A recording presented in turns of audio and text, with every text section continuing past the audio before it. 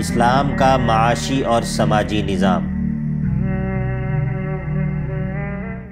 آج کے سبق میں ہم بات کریں گے اسلام کے اقتصادی اور اجتماعی نظام کی۔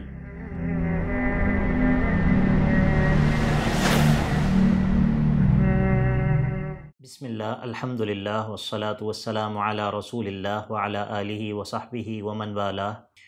اسلام کا اقتصادی نظام اس کی کچھ خصوصیات ہیں، اور ان خصوصیات میں سے نمایاں خصوصیات یہ ہیں کہ یہ نظام ربانی نظام ہے۔ اللہ رب العزت نے اس کو جو ہے وہ اپنی مخلوق کے لیے پیش کیا ہے، اور اسی طرح یہ ایک ایسا نظام ہے کہ جس کی بنیاد مخلوق کے لیے آسانی پر رکھی گئی ہے، اور اسی طرح یہ نظام ایک بہت ہی منظم اخلاقیات کے ضابطے سے جڑا ہوا ہے، اور یہاں پر اقتصاد صرف روپوں اور پیسوں کی ترسیل جو ہے اس کا نام نہیں ہے، بلکہ اس کے اخلاقی پیمانے اور اس کی اخلاقی بنیادیں بھی ہیں۔ اور اسی طرح اس نظام کی ایک بہت بڑی خصوصیت یہ ہے کہ اس میں مادی اور روحانی دونوں جو جوانب ہیں ان کے درمیان توازن برقرار رکھا گیا ہے۔ سب سے پہلے ہم بات کریں گے کہ یہ جو نظام ہے اس کا اللہ رب العزت کی طرف سے مشروع کردہ ہونا یہ کتنی بڑی خوبی اور کتنی بڑی نعمت ہے۔ اللہ رب العزت قرآن مجید میں انسانوں کو مخاطب کر کے فرماتا ہے وَأَنفِقُوا مِمَّا جَعَلَكُمْ مُسْتَخْلَفِينَ فِيهِ، اس مال میں سے خرچ کرو کہ جس پر اللہ نے تمہیں ذمہ دار بنایا ہے۔ یعنی کہ انسان کے ذہن میں یہ بات موجود رہنی چاہیے کہ یہ مال و دولت جو دنیا کے اندر اس کے پاس موجود ہے، یہ ایسا نہیں ہے کہ یہ اس کی خود اپنی کمائی اور اپنی محنت ہے، بلکہ در حقیقت اللہ رب العزت نے اس مال کو اس شخص کو عطا کیا ہے، اور اب اس کو چاہیے کہ اللہ رب العزت کی مرضی سے ہی اس مال میں تصرف کرے۔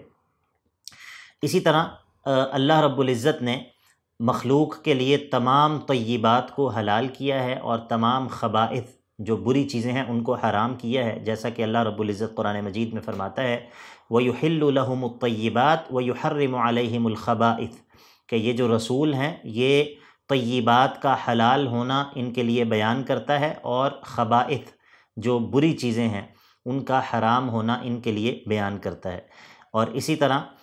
اس شریعت کے جو اقتصادی نظام کی خصوصیات ہیں ان میں سے ایک بڑی خصوصیت یہ ہے کہ یہ مردوں کو اور عورتوں کو دونوں کو ملکیت کا مستقل حق دیتا ہے، جیسا کہ اللہ رب العزت قرآن مجید میں فرماتا ہے لِلرِّجَالِ نَصِيبٌ مِّمَّا اكْتَسَبُوا وَلِلنِّسَاءِ نَصِيبٌ مِّمَّا اكْتَسَبْنَ، مردوں کے لیے حصہ ہے اس میں سے جو وہ کمائیں، اور خواتین کے لیے حصہ ہے اس میں سے کہ جو وہ کمائیں۔ تو دونوں کا جو حصہ ہے قرآن مجید اور شریعت اس کو مستقل طور پر اس کو تسلیم کرتی ہے۔ اور اسی طرح ایک بڑی خصوصیت اس نظام کی یہ ہے کہ یہ اس کی بنیاد آسانی پر قائم ہے، اس میں بہت زیادہ سہولت ہے، جیسا کہ اللہ رب العزت نے مسلمانوں کو اور ایمان والوں کو مخاطب کر کے کہا کہ وَسَخَّرَ لَكُم مَّا فِي السَّمَاوَاتِ وَمَا فِي الْأَرْضِ جَمِيعًا مِّنْهُ، کہ اللہ رب العزت نے اس کائنات میں موجود تمام چیزیں وہ تمہارے لیے مسخر کی ہیں۔ معنی یہ ہے کہ انسان ان تمام چیزوں کو اپنے فائدے کے لیے استعمال کر سکتا ہے۔ اسی طرح اس نظام کا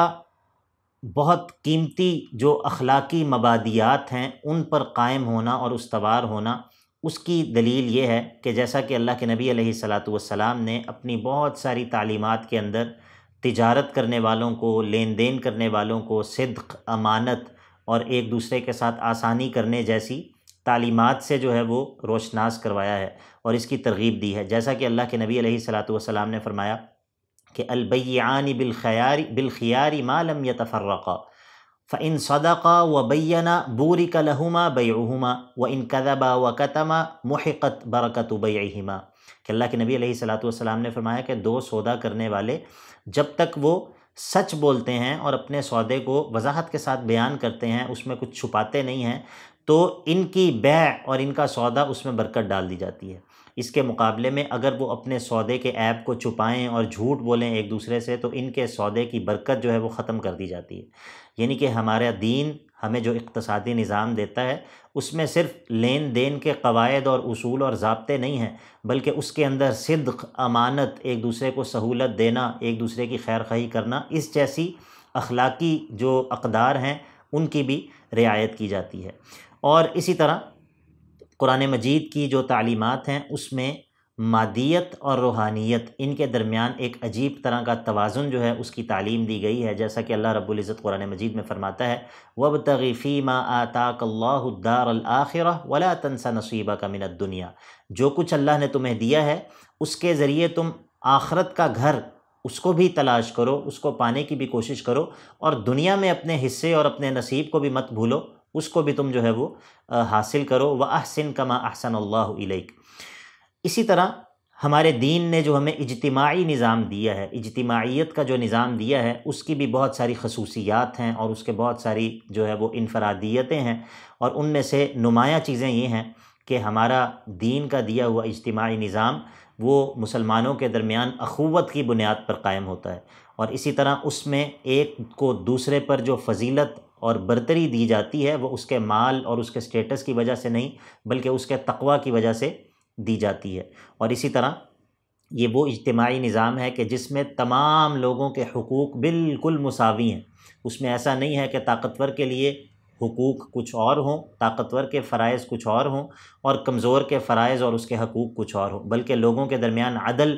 اس کی بنیاد پر یہ اجتماعیت قائم ہوتی ہے۔ اور اسی طرح لوگوں کے حقوق ان کی حفاظت کرنا اس اجتماعی نظام کی بنیادی ترین ذمہ داری ہوتی ہے۔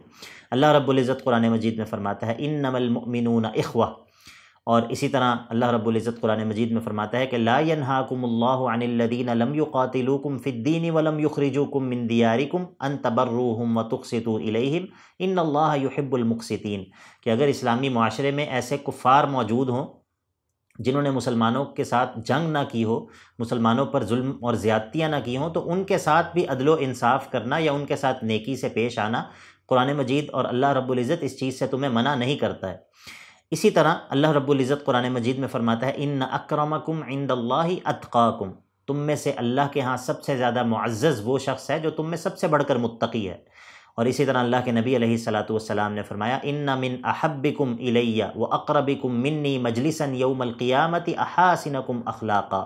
کہ دنیا میں مجھے سب سے زیادہ محبوب تم میں سے اور قیامت کے دن میرے سب سے زیادہ قریب وہ لوگ ہوں گے جو اپنے اخلاق کے اعتبار سے سب سے بہتر ہوں گے۔ تو یہاں پر ایک دوسرے پر فضیلت اور برتری وہ مادی بنیاد پر نہیں بلکہ اخلاق کی بنیاد پر دی جاتی ہے۔ اور اسی طرح اللہ کے نبی علیہ الصلاۃ والسلام نے لوگوں کے درمیان عدل کی تعلیم دیتے ہوئے فرمایا کہ انما اہلک الذین قبلکم انہم کانوا اذا سرق فیہم الشریف ترکوہ واذا سرق فیہم الضعیف اقاموا علیہ الحد، تم سے پہلے جو قومیں ہلاک کر دی گئیں ان کا طریقہ یہ تھا کہ اگر کوئی بظاہر معزز شخص جرم کرتا تو اس کو چھوڑ دیتے، اور اگر کوئی کمزور شخص جرم کرتا تو اس پر جو ہے وہ حد کو جاری کر دیتے۔ تو اللہ کے نبی علیہ الصلاۃ والسلام نے اس چیز کو بالکل ختم کیا اور لوگوں کو بالکل برابر اور ان کے حقوق اور ان کے فرائض جو ہیں ان میں ان کو بالکل مساوی قرار دیا۔ اور اسی طرح لوگوں کے حقوق کی مراعات اور ان کے حقوق کا تحفظ کرتے ہوئے اللہ رب العزت نے ہمیں یہ تعلیم دی کہ وَاعْبُدُوا اللَّهَ وَلَا تُشْرِكُوا بِهِ شَيْئًا وَبِالْوَالِدَيْنِ إِحْسَانًا، اللہ کی عبادت کرو، اس کے ساتھ کسی کو شریک مت ٹھہراؤ، اور والدین کے ساتھ احسان سے پیش آؤ، وَبِذِي الْقُرْبَى وَالْيَتَامَى وَالْمَسَاكِينِ وَالْجَارِ ذِي الْقُرْبَى وَالْجَارِ الْجُنُبِ وَالصَّاحِبِ بِالْجَنبِ وَابْنِ السَّبِيلِ وَمَا مَلَكَتْ أَيْمَانُكُمْ، ان تمام لوگوں کو، چاہے وہ تمہارے ہمسائے ہیں، تمہارے قرابت دار ہیں، یتیم یا مساکین ہیں، یا دوسرے تمہارے ساتھ جو ساتھی ہیں، ان تمام کے حقوق کی رعایت کرو اور ان کے حقوق کا تحفظ کرو۔ تو ہمارے دین کا اقتصادی نظام اور اجتماعی نظام بہترین نظام ہے کیونکہ اس کی بنیاد وحی پر ہے۔